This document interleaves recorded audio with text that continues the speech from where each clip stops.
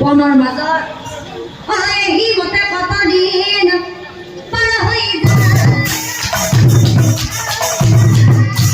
আৰু এতিয়া চাওক, সামান্য ৰজা হৈছে সেই বিৰোচন, সামান্য ৰজা সেই বিৰোচন।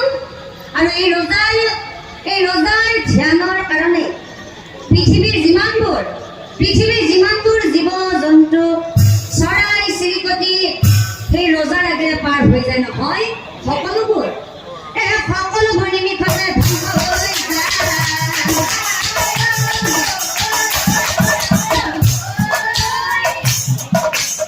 সকলোবোৰ নিমিষতে।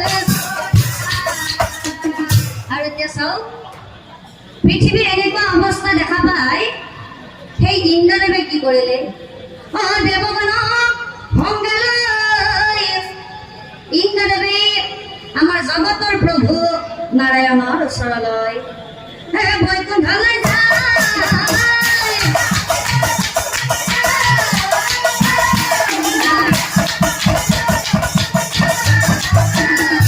নাৰায়ণ, হে প্ৰভু নাৰায়ণ, নাৰায়ণেৰ কাছে যাই পৰদূৰে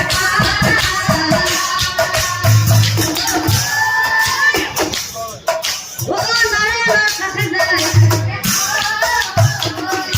আৰু এতিয়া চাওকচোন, দেৱগণৰ মুখত পৃথিৱীৰ এনেকুৱা অৱস্থাৰ কথা শুনা পাই নাৰায়ণে কি কৰিলে, কি ক'লা দেৱগণ? সামান্য এজন ৰজাৰ ধ্যানৰ কাৰণে আজি গোটেই পৃথিৱীৰ জীৱ জন্তু চৰাই চিৰিকটি গছ গছনি সকলোবোৰ মৰহি যায়। দেৱগণ, তোমালোকে প্ৰভু নাৰায়ণ থাকোঁতে কিয় ইমান চিন্তা কৰিছা? হে দেৱগণ, তোমালোকে নাৰায়ণ থাকোঁতে ইমান চিন্তা কৰিব নালাগে নহয়। দেৱগণ, কথা শুনি নাৰায়ণে মিচিকি হাঁহিলা। দেৱগণক চাই পাছে, দেৱগণক চাই পাছে। দেৱগণ, বিষ্ণু বোলে দেৱগণ শুনা দিয়া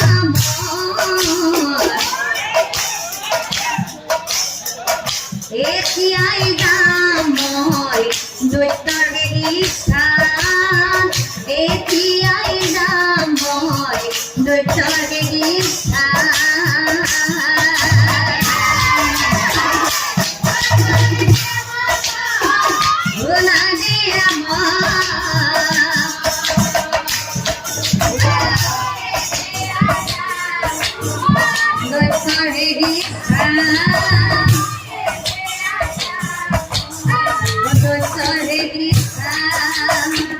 আৰু লগে লগে নাৰায়ণে কি কৰিলে চাওক, যিটো স্থানত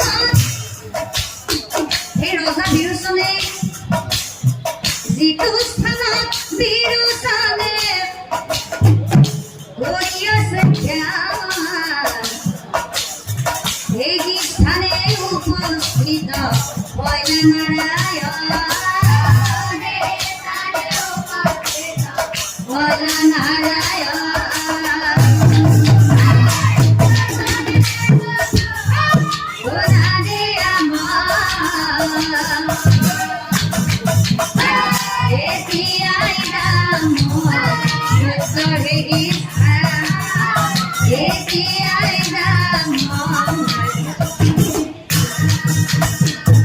আৰু এতিয়া চাওকচোন ৰাইজ, আমাৰ প্ৰভু নাৰায়ণে সেই বনৰ মাজত ধ্যান কৰি থকা ৰজা বিৰোচনৰ ওচৰলৈ গৈ উঠি কি কৰিলে, ভূপা বিৰোচন, ভূপা বিৰোচন, চোৱাচোন ভূপা, তুমি এবাৰ চকু মেলি চোৱাচোন, মই তোমাৰ ওচৰলৈ কোন আহিছো, আৰু তুমি এজন ৰজা হৈ কি কাৰণে বনৰ মাজত ধ্যান কৰি আছা, তুমি মোক ভালদৰে বুজাই কোৱাচোন। ভূপা বিৰোচন, তুমি এবাৰ চকু মেলি চোৱাচোন, মই তোমাৰ ওচৰলৈ কোন আহিছো।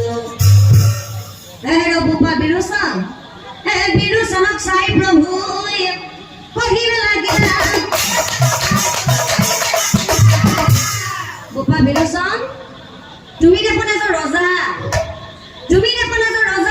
আৰু তুমি এজন ৰজা হৈ কি কাৰণে কৰা ধ্যান,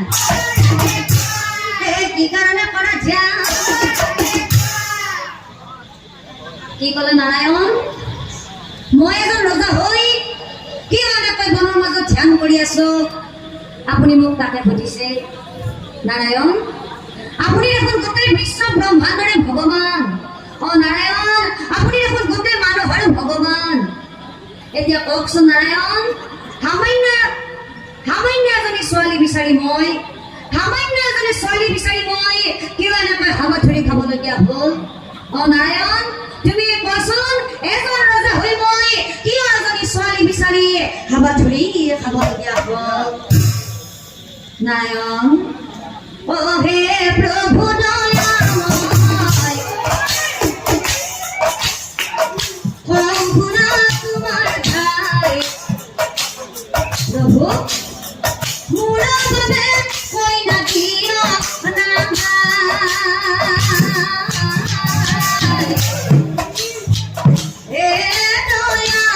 দয়াময়, মৰিলো মই হাবাথুৰি খাই, মৰিলো মই হাবাথুৰি খাই।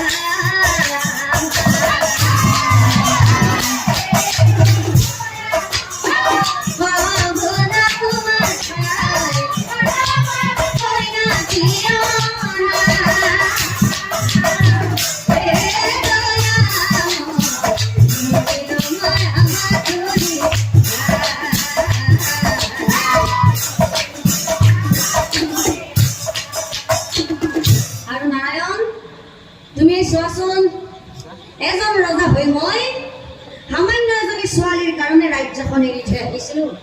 এতিয়া প্ৰভু, কইনা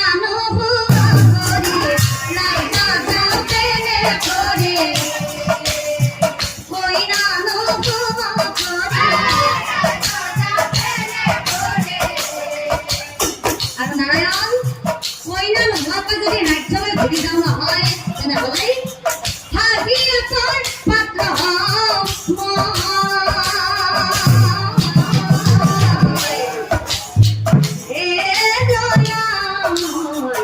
দিয়া তুমি ইহাৰয় উপায়।